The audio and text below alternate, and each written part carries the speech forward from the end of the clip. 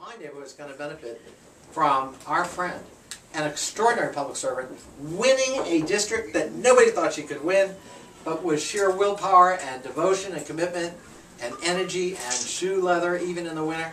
She did it. She proved all the pundits wrong. We're so proud of what she's done, and we know she's going to go on to great things. Eileen,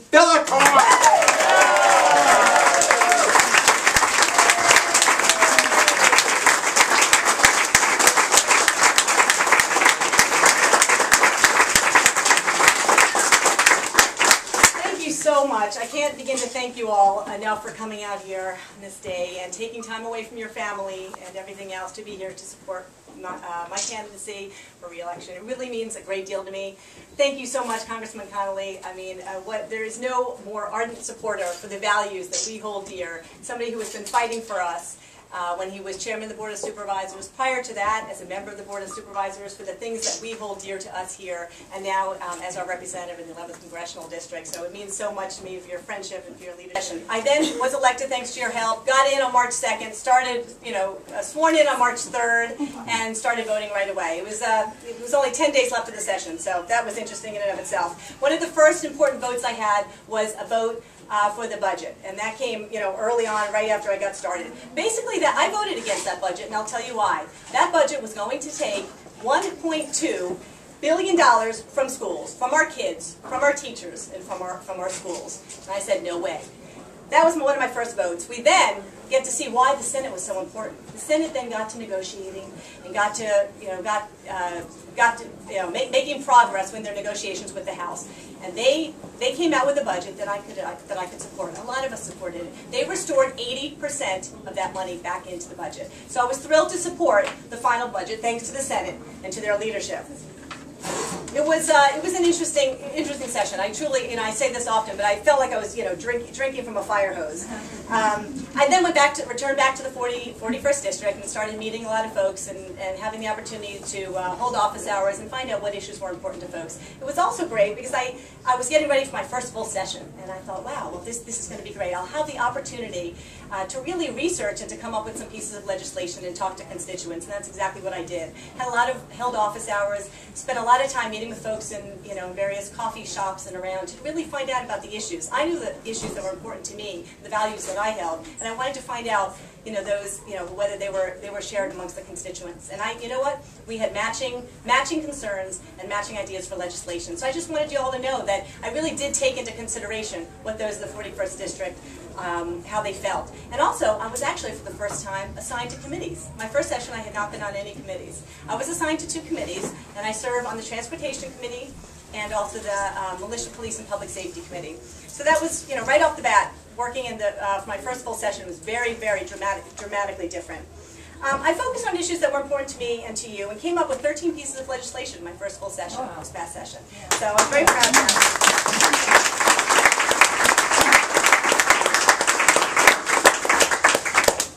I focused on education, one piece of legislation where I was really decided to, we really need to make a difference and focus on capping the composite index. And without going into too much detail, it was all about benefiting our schools here in Fairfax County and making sure we get our fair share here. Then moved on to a bill, drafted a bill which would provide a tax deduction to folks with who have developmentally disabled kids.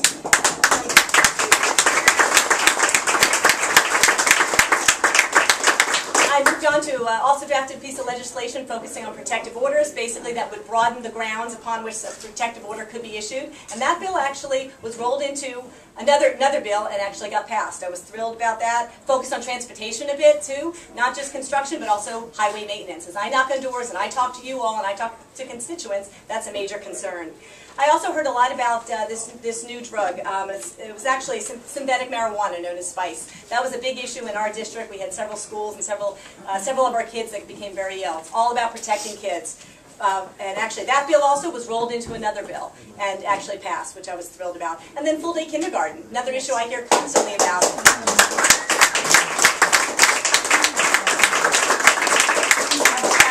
To focus on on that as well. At the end of the session, I was thrilled. I actually got 3 awards, just found out about it the last few weeks, for my 100% voting record from the VEA, LCV, and NARAL, focusing on education, environment and conservation, and choice. So I was thrilled to receive those 3 awards right after my first full session.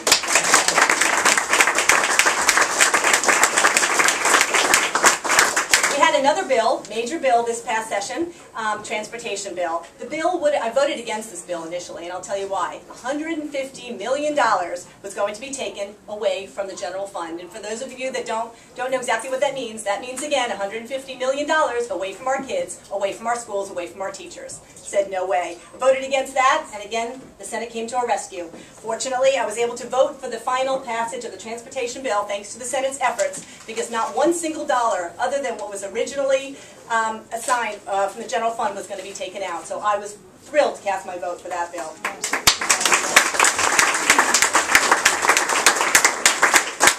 I'll just tell this little story. It was great.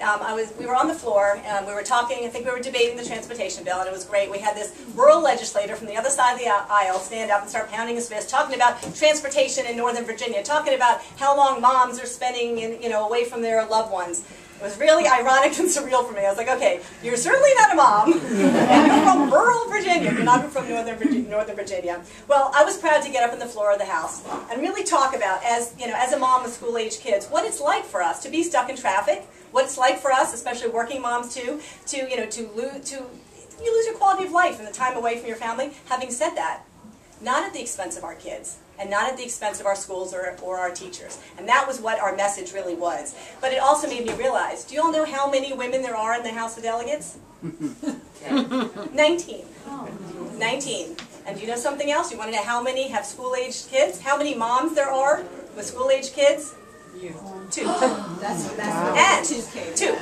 And actually, the other one is actually a friend of mine and my mentor, one of our colleagues, Paula Miller, who was just redistricted out of her district, so she has no district to run in. So I will be it. I will be the mom, the only mom in the Virginia House of Delegates with school-aged kids. And that right there.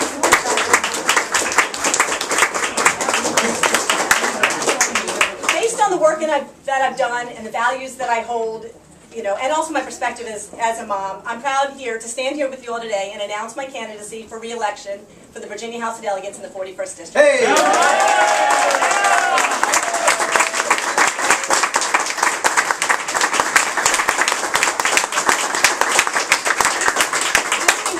To let you know, the redistricting process, as you've all heard and read a lot about it, that was an interesting experience. With the census numbers every 10 years, we have this opportunity. I was thrilled to still have a district. I was thrilled that I wasn't put in with some of my friends and my colleagues, which could have, Democratic colleagues, which could have happened. I have 15,000 new voters. So I'm out there knocking on doors every day, and I'm meeting as many folks as possible.